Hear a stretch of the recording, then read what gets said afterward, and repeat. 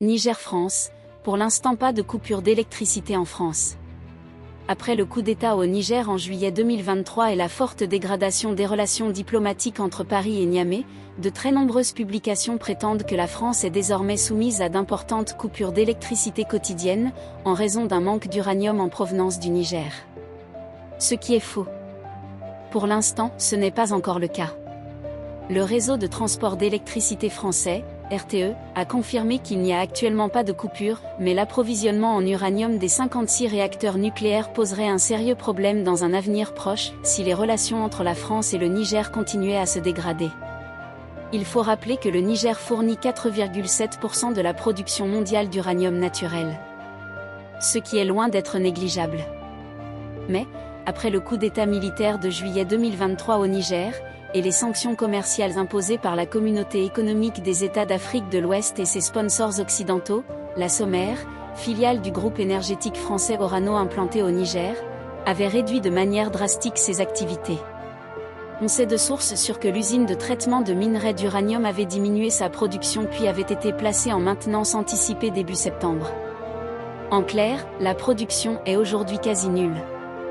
Par ailleurs, en février 2024, le groupe énergétique français Orano a annoncé recommencer à produire très progressivement après cette interruption de plusieurs mois, mais le rapprochement du Niger avec d'autres puissances nucléaires, telles que la Russie, la Chine et l'Iran a donné une opportunité aux autorités nigériennes pour diversifier ses partenaires et de réévaluer les contrats signés avec leurs anciens partenaires, dont Orano.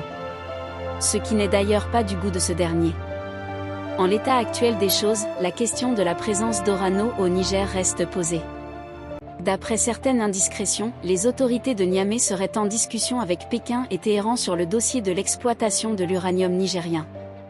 Dans ce contexte, il est clair que si le groupe français Orano refusait de reconsidérer ses contrats, les autorités nigériennes se tourneraient inévitablement vers d'autres partenaires. Une option qui poserait un sérieux problème, à plus ou moins longue échéance, d'approvisionnement des centrales nucléaires françaises.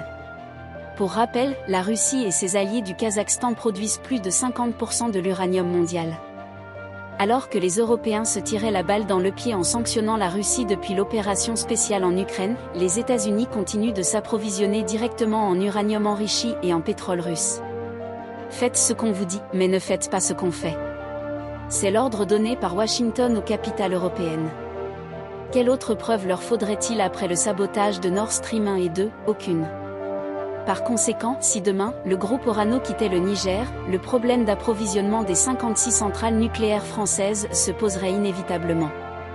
Et, au vu des relations exécrables entre la France et la Russie, il n'est pas sûr que cette dernière et ses alliés de l'Asie centrale seraient prêts à pallier à l'uranium nigérien. Et c'est à partir de là que des problèmes de coupure et de délestage pourraient se poser pour la France.